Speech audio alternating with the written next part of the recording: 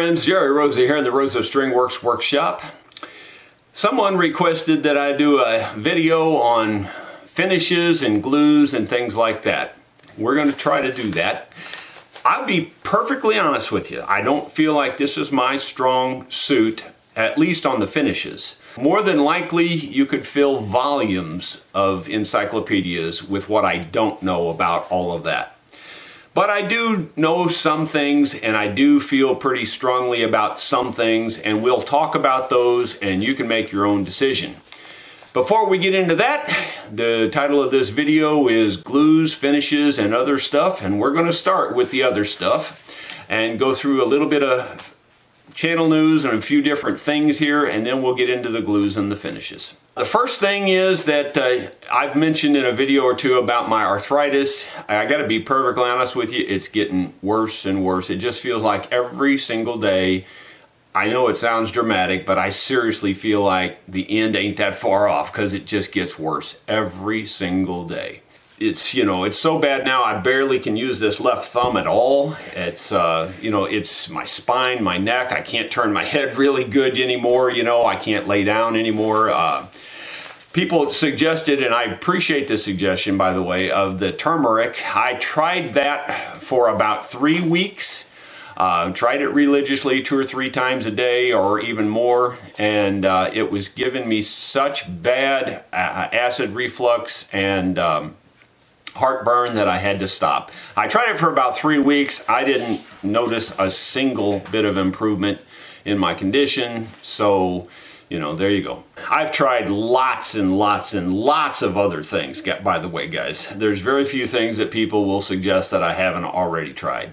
But I'm still fighting on that. I'm not giving up. As a matter of fact, I'm making a huge lifestyle change in that regard. I have to admit openly that I'm a sugar eater. I've always eaten a lot of sugar. I drink a lot of sodas, etc. and so forth. Almost 10 years ago now, people were saying, oh, you'll lose weight if you quit drinking those sodas. Well, all right. I gave them up for over 6 months. Over 6 months. I didn't substitute them with other sugary drinks and things. I just drank either water or unsweet tea, pretty much the whole time. Didn't lose a single pound, not one single pound. So, my system is completely different than everybody else's, and if I ever get up the nerve, I will put out a video, something called like I'm a genetic defect. You will not believe what I have to tell you on a lot of that stuff. You've already heard about my color blindness. That's just one of the defects. You've also heard about how big my hands are compared to my overall height and everything. Like, for a 6 foot tall guy, my hands are gigantic. If you don't believe me, try putting down 13 keys on a piano one time, the white keys. And my granddaughter, it seems like each of my grandkids got one of my little defects. And my one granddaughter, who's just going into the 8th grade now, she got my hands. And even when she was born, I said from the day she's got my hands, I can't believe she's got my hands. And she does. I mean, at 12 years old, she could palm a basketball. When I was 12 years old, you could throw a basketball to me and I could catch it with one hand. That's how big my hands are. Now, they're not big in terms of fat, like this. They're not like that. They're just long fingers mostly and long hands, palms and everything. Anyway, that's just a side issue. But that's my point about the arthritis, is that things that work for other people just don't work for me. I have a lot of other drug-related things to tell you about my genetic defects that some of you just won't believe. But anyway, that may never happen because I don't know if I've got the nerve to talk about all that stuff. You won't even believe it, I don't think. The next thing is, in terms of the other category, I want to talk about waiting list. There's a lot of people on the waiting list. At my last count, there was over 70, but I quit putting people on the waiting list over 6 months ago.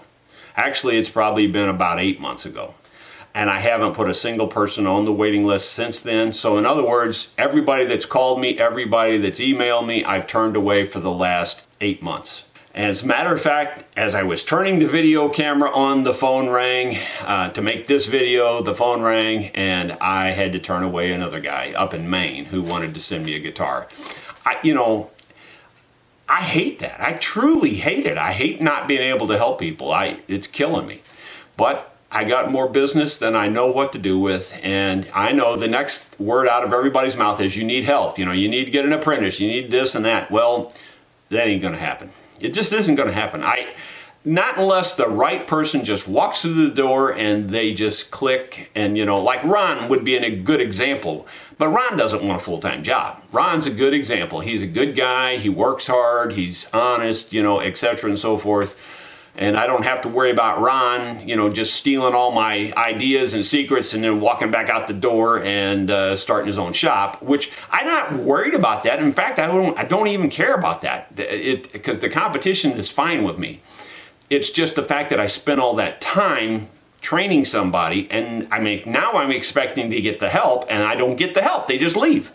So, I've been through that before. I'm not going through that anymore. And even the bigger hurdle to the help thing is not the people themselves, it's the darn government. So there you go. So that's the story on that front. It's not a happy story for me, but kind of going into that a little bit further would be the next item that I want to talk about, and that is my commissions to build instruments.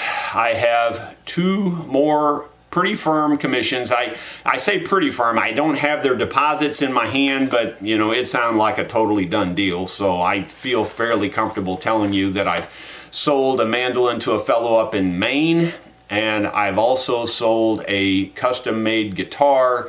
I believe it's an OM model, I think is what he told me he wants. And I don't, to be honest, I know what that is basically, but I need to look it up and get the plans and all that. I don't have those plans and stuff, so he's a professor, I believe, at the college here in Rolla. So there's 2 more commissions that are going to take a lot of time, which isn't going to help me get to the waiting list, unfortunately. And then all the walk-in business that comes through the door. And as I may have mentioned before, a lot of people are going around the waiting list, which I don't have a problem with, by walking through the door. Like they're on their vacation and they're coming from New York and they're passing by and they just stop in and leave me a guitar, And I don't have a problem with that. If it walks through the door, I won't turn it away. But the next thing is t-shirts and sayings and things like that. I have a lot of little weird, quirky sayings, and people say I should put them on t-shirts. The most recent one in the recent video was everything is a hammer.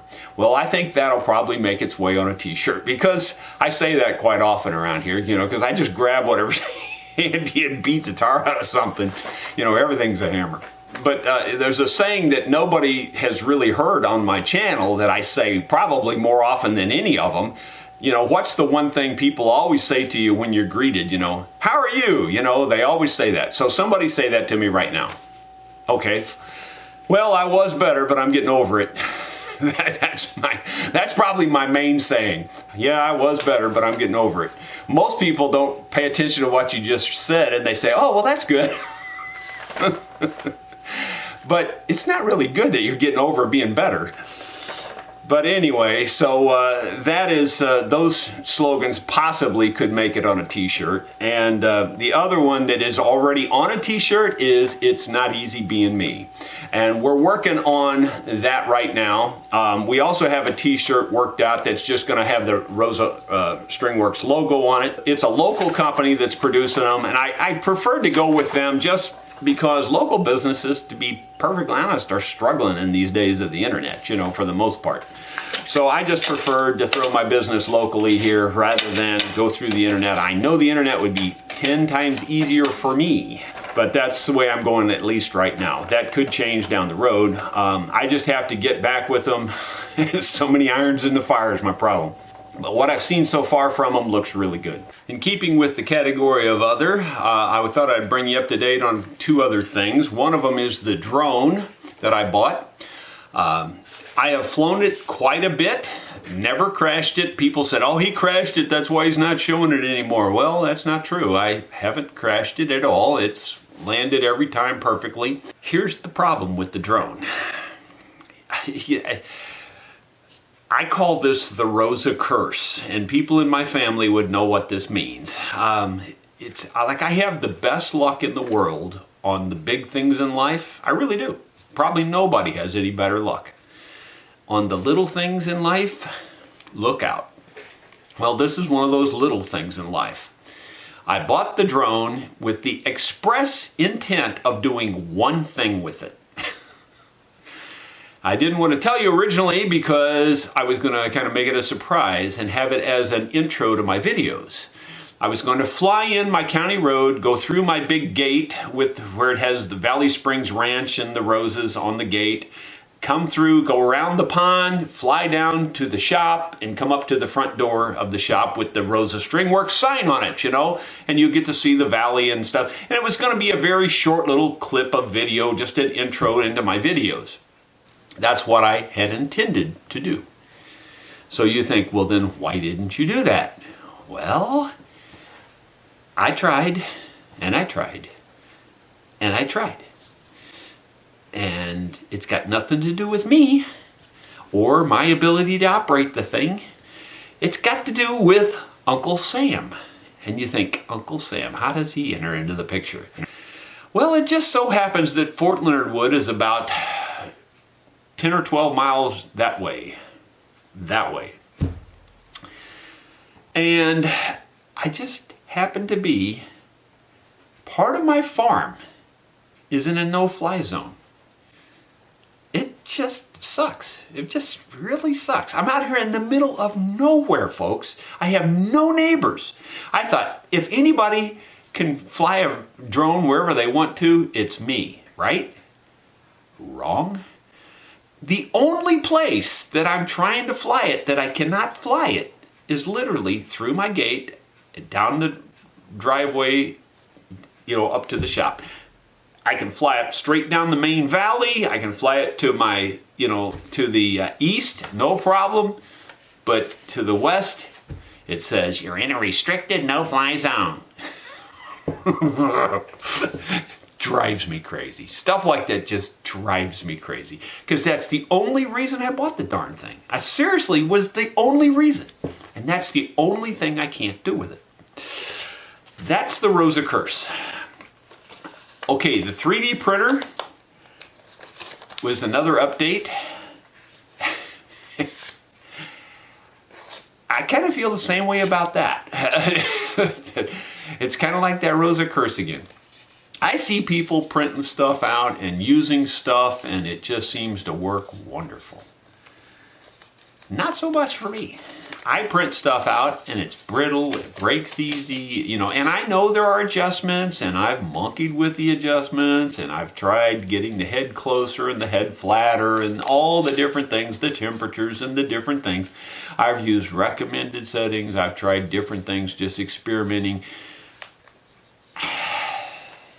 I can't print a thing that I think is worth a darn, to be honest with you. I mean, it all works, it prints, but if you just take it in your hand and go like this, it just snaps right in two. I was thinking it was going to be like plastic, you know, and it would have some strength to it like plastic does. It doesn't. Now, I have printed like a, just for a test print more or less, I printed like a helmet hanger, like it hang my wood cutting helmet. You know, I put that on there, and my chaps, my wood cutting chaps. So I printed a hanger. I could have made it out of wood, you know, no problem. But I decided to print it just as more of a test print. And it's the same way. It was brittle. So the next one I printed, I thought, well, I wonder what would happen if I coat it with CA glue. Well, I coated it with CA glue, and that runs everywhere. And now it's strong, so I use it that way. But, you know, it just is crap. I mean, so I don't know. If you know some little minor secret that I don't know about 3D printing, share it, you know. But, you know, things that work for other people, this is the Rosa curse. Things that work for other people don't work for me. And I don't feel like I'm an idiot, you know. I mean, I used to design computer systems for AT&T. So, you know, I mean, I'm not like a total dork on this stuff. Just can't get things to work for me, that's all. Okay, I think we've talked about all the miscellaneous items on my list here. Now we get into the glues and other things that I use here in the shop. We'll start off with the glues and the miscellaneous items, and we'll save the finishes for the last. Here's a whole bunch of items. Many times you've seen me use the semi-chrome polish. This I didn't even know about till I saw Randy using this. So Randy's the one that turned me on to this. It's a very good polish for just about anything that has a finish on it, or plastics or anything like that. It shines up everything, does a really good job. Lots and lots of people were talking about how hazardous this could be. You know, it does have a caution on the back.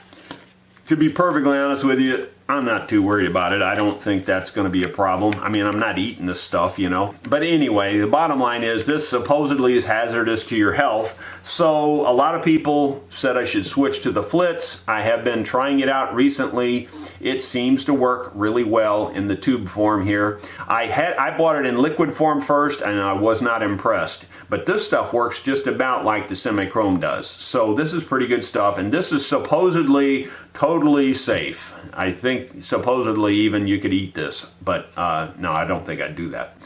But anyway, there you go. So those are the two polishes that I use, and I use them a lot. They're very, very handy for small touch-up on finishes where maybe you've had to touch up a spot in the finish and now you want to buff it out. You know, maybe you'll sand it first, of course, with your different grades of sandpaper and get it really smooth, and then you just use these for the final polishing. Boiled linseed oil, you've seen me use that a lot. I do get some criticism on this because it does get gummy if you leave it on there. The thing is, I don't leave it on there. I wipe it right back off. It's good for your fretboards, bare wood things, like if you have a bare wood neck. It's good to wipe this on there and then just keep wiping it back off till it's dry. You won't even know it's on there, but it just kind of helps the wood and kind of protects the wood to some degree. I think it's really good stuff. In terms of the polishing like this that we were talking about, then we have our Renaissance wax. Now, you know, by the way, I'm not affiliated with any of these companies. I don't have no sponsorships at all. You know, if I did, I'd tell you, but I don't. So these are just products I use, and I wouldn't even show I've got a lot of other products on the shelf, and you don't see them down here. I'm not showing you because I'm not sold on those. These are the ones I'm sold on. Renaissance wax, this is probably the best paste wax I've ever come across, in terms of instruments especially. The story is they even use this on, you know, fine paintings and all kinds of fine antiques and different things. So, you know, this is really good stuff, I think. It's also a little bit easier to take off than most paste waxes. Paste waxes, in my opinion, are far superior for your guitars, especially acoustic guitars, where you want to try to enhance the sound. They toughen up the finish, they crisp up the finish, and you generally will notice a difference in your sound. Not always. Some of them are way more dramatic than others. Some of instruments really react to this. Other instruments, not that much, but it certainly doesn't hurt in any case. So Renaissance wax is a highly recommended product. Titebond Original, obviously I don't even have to talk about this. You've seen it millions of times. I will mention that in that recent tailpiece fix for that big upright bass, perhaps I should have used, as someone suggested, the Titebond 3 on that. I do actually have Titebond 3 in the shop. I typically don't use it on instruments, but in a case like that, specifically, the Titebond 3 might have been the better choice. I didn't use it, but I perhaps should have. I don't have these in any particular order, but lighter fluid, or you can get by with just like paint thinner or almost anything that is kind of mild like this. You know, lacquer thinner is a different story, but lighter fluid or like naphtha, things like that can be used if you need to test them all the time. But on most finishes, this will take off any kind of sticky stuff or, labels and, gummy stuff like that. This is pretty good for cleaning up those kinds of issues without affecting the finish much. As a matter of fact, the lighter fluid, I don't remember ever seeing it interfere with anything on a guitar or any finishes that I've used it on. So it's pretty safe to use the lighter fluid. Some of the other things you may have to test them. This is 100% alcohol. Someone turned me on to using this for trying to remove backs, dissolving the glue when you're taking the backs off, or even taking off fingerboards or anything like that. I've started trying it, and you've seen it in a video or two, and to be honest, I haven't noticed a huge plus. What I have noticed is that it's kind of lubricates your tool, and your tool goes in and out a little easier, and it just seems to open up a little easier with this. So it's a positive. It is the 100% alcohol, and this is 95% denatured, I believe it is, and 5% isopropyl. I believe that's what this is. I paid more money for this. This is not the kind you drink. This is the laboratory type of alcohol, and it is pure alcohol. There's nothing else in it. Of course, you got to have your CA glue. I typically use CA glues when I can't clamp something. If it's just something that just fights clamping, then I typically use the CA glue, hold it together. I will sometimes use CA glue whenever I have to hold something up inside of a guitar or something like that, and I can't, clamp it for whatever reason. I don't do it too much on the inside of guitars, but if I do use my hand on the inside of a guitar with CA glue, I have definitely learned to put on rubber gloves. Why would you say you need rubber gloves just when you're inside the guitar? Well, that's a good question. I glued my hand inside of a guitar one time, and it took me 20 minutes to get it out. So there you go. Just the honest truth. So CA glues are great. They're good on a lot of circumstances, but mostly I use them when it's something I cannot clamp, or if it's something where I really need a quick fix and I need to move on, and sometimes I'll use CA glues then. I'm not huge on using CA glues just under certain circumstances, but they work really good under those circumstances. This bottle here just contains liquid hide glue. Why would I use liquid hide glue? Well, I don't very often, but I often put the labels in my instruments with liquid hide glue. I could also use standard Elmer's white glue on the labels. I have used that. I find this works really good for the labels, and it sticks them down really good. I typically don't think this is that great for building instruments. Just telling you the truth. Brand new liquid hide glue. I glued some braces in a mandolin, and they popped right out after like a month. They just popped out. And I did everything the same with the liquid hide glue that I do with Titebond, and I had never had that happen with Titebond. So you decide for yourself. Accelerator. This is just the CA glue accelerator. A lot of people don't use this because they say a couple things. It makes the glue weaker and it makes it foam up and white up and all that stuff. I use it most of the time, but what I do that changes the reaction is I give the glue about 5 to 10 seconds to start kind of just to sit there on its own. If you let it sit for maybe 10 seconds before you spray it with the accelerator, then it doesn't seem to foam up. That's been my experience, and it seems to work almost all the time.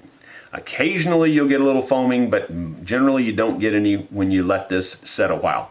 But if you need something quick, you need something to be held quickly, then this is what I use for sure. This is just a generic brand that I bought. I don't stick fast, made in USA it says. Someone turned me on to this Timbermate wood filler. Now this comes in a variety of colors. I only just buy it in the white because it's easy to stain, and then you don't have to have a million products on the shelf. One can of this seems to last me virtually forever.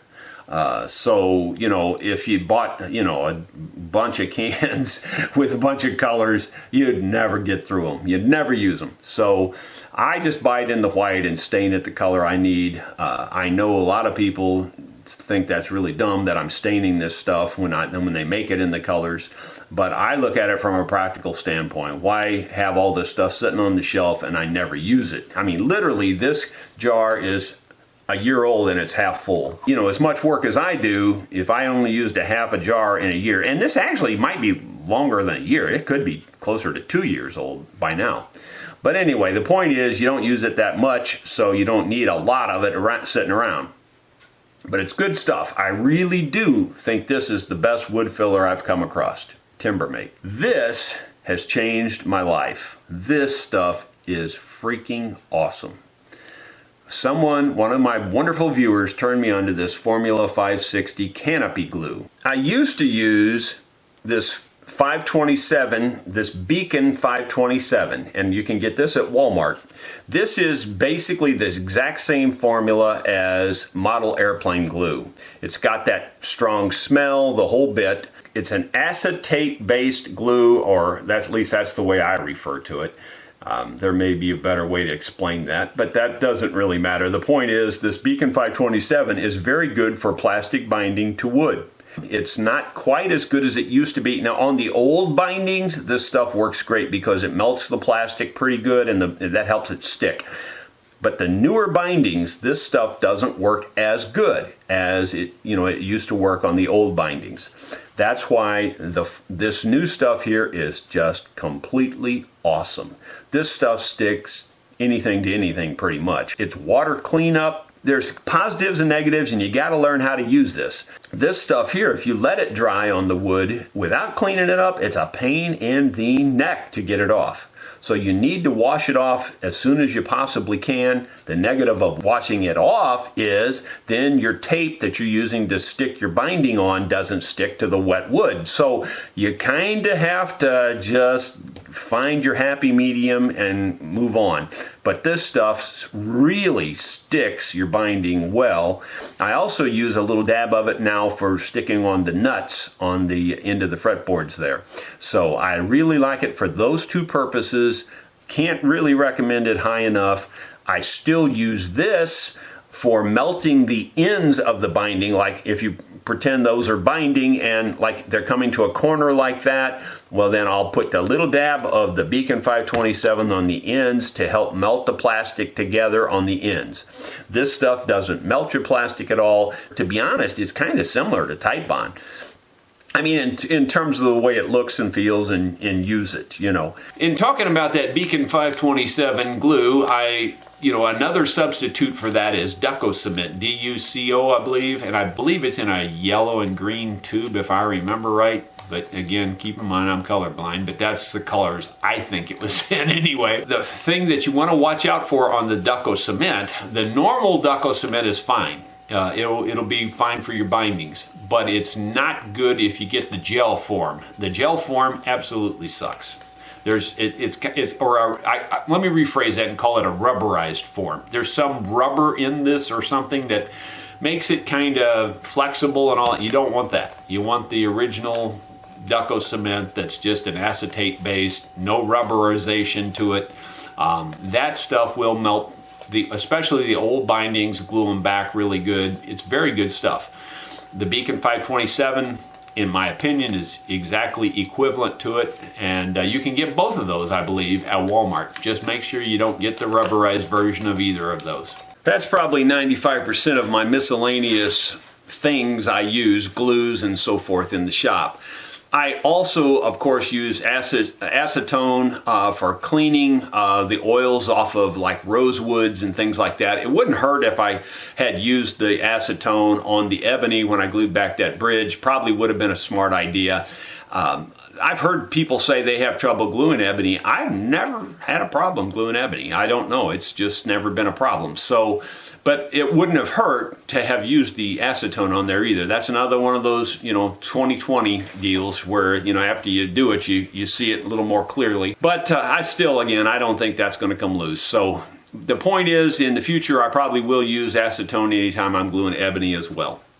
But for sure, I always use it on rosewoods, Paduke, all those exotic woods that have lots and lots of oil in them. Those woods, you can actually kind of like feel the oil in them. I don't feel that same feel on ebony at all. Ebony feels totally dry to me. The other thing I use a lot is lacquer thinner. Lacquer thinner cuts stuff when almost nothing else will. Now, in the case of that Gibson guitar I repaired recently, the lacquer thinner didn't hardly touch that finish, but the acetone did, which is completely opposite of what I usually find. I mean, that's opposite of what I normally find. Now, other people say, oh, acetone's way better for cutting. Well, maybe it is for you, but it generally isn't for me.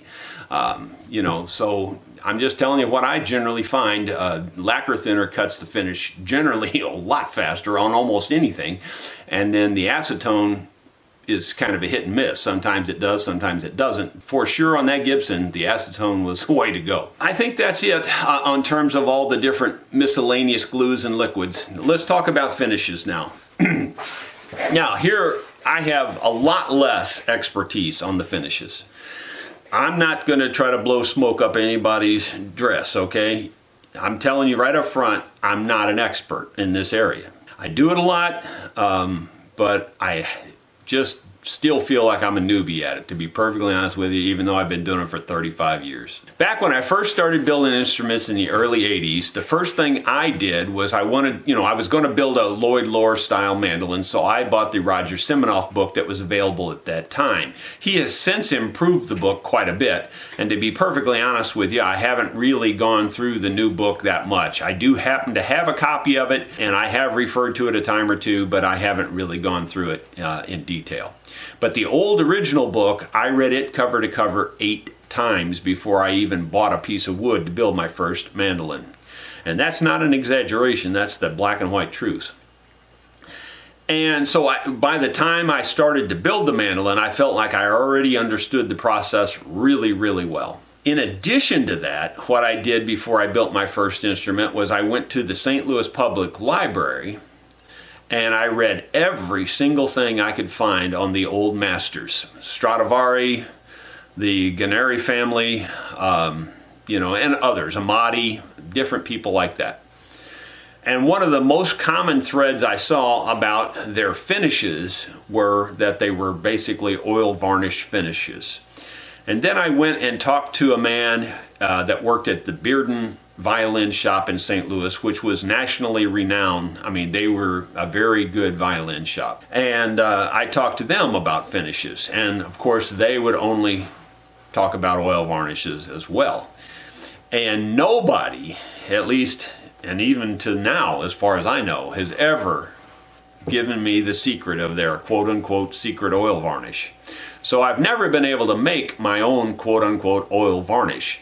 But I have bought oil varnishes that were designed for instruments and used those. In my opinion, they probably are the superior finish for your instrument. I think they are superior. I think they're a very, very, very good finish. The secrets that I learned in reading all that information was that you want a finish that dries very hard, very crisp, and you want a finish that takes a long time to dry. For whatever reason, the property of taking a while for it to cure and to get hard seems to help with the sound. I don't know why that is, and it could just be, a bunch of malarkey, to be perfectly honest with you. But that's kind of the generally accepted understanding when you get into the old masters and the understanding of finishes. The more modern finish that is generally very acceptable is the nitrocellulose lacquer. Now, the oil varnish has its problems in that, number one, it doesn't have any shelf life. It only lasts a very short time on the shelf, and if you don't use it, it'll just gel up and turn hard on you. Nitrocellulose lacquer has its problems in that more difficult to apply, I guess you'd say, because you got to have a sprayer, number one. Then you got to breathe all those fumes and etc. and so forth. It smells bad, and so it's got its issues too.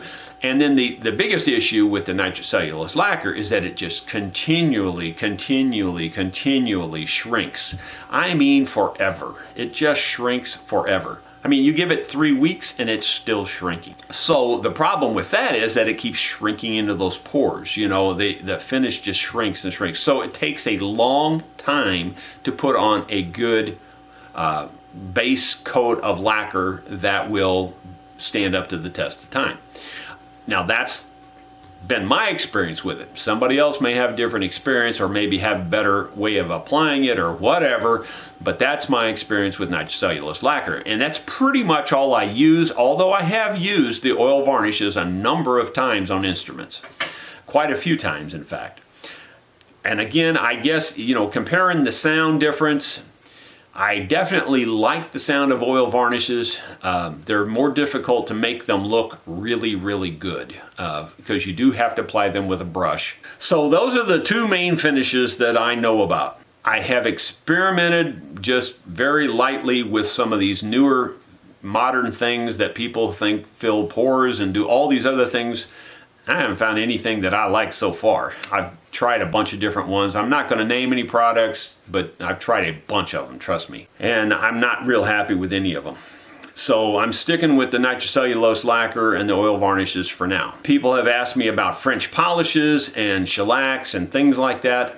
And while I think French polish is a beautiful finish and I think it sounds fine acoustically, I don't like it. And I'll just be honest, I don't like it. And the reasons are for a couple. Number one, it's not that durable. Number two, and the bigger reason, is that it is super sensitive to moisture. And if your arm is sweating and your arm is laying on your guitar with those kinds of polishes and you're really bad to sweat like I am, it'll turn the finish white. And it can be irreparable if you let it go on long enough. And you can even leave your imprint of your arm in the finish if you want to, for lack of a better term. It can make a mess on your finish. So I am not sold on French polishes and shellac finishes. I just am not. That's just, everybody's got an opinion. That's my opinion on those. I'm sorry if that offends you. It's just my opinion. So, having said that, what do I have right here? Shellac. I use it for touching up things, some of those old finishes. This works to match the old finishes pretty well. This is the amber shellac. That's typically what I use because most of the time when I'm touching up an old finish, it's ambered, it's yellowed. And this seems to match pretty good on a lot of cases. So I do think it's useful in the shop, don't get me wrong. But I don't think I would ever refinish a whole instrument with this stuff. Someone turned me on to the brushing lacquer for touch-ups as well on lacquer finishes. I find this to be pretty helpful. It does seem to build up a little bit faster than the other lacquer, but not like a ton better, just better. So I do find I use this. I probably should have only bought it in the tiny can because this is going to last me forever probably. And it's still basically full and I've used it quite a bit. I also have the aerosol lacquer. This is when I just need to do something small and touch up something small. And this is very, very, very handy on a lot of things. When you tape off everything else and you just want to fix one small area, this is the way to go rather than getting out all the compressor equipment and all the junk that goes with that kind of spraying, or even the airbrush and cleaning your airbrush and all the problems that come with all that stuff.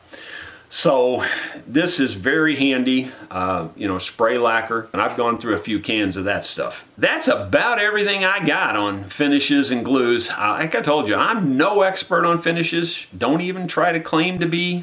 I would say that's my very weakest area of expertise, if you even call it expertise. It's definitely my weakest area.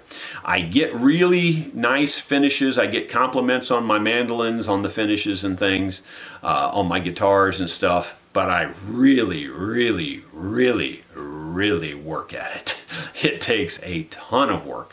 The finishing, I've said it in videos many times, and people think, oh, he just says that. I don't just say it. It's the truth. When building the instrument is the easy part. I mean, seriously, it is. You build, you cut out all the parts, you put them all together, and now you got more or less a finished instrument, except for the decoration and the finishes and the inlay and all that. That's where all the work is. Good grief, it's twice as much work as building the instrument. So there you go. That's my whole story. I'm sticking to it. I hope you found this helpful. Thank you for watching.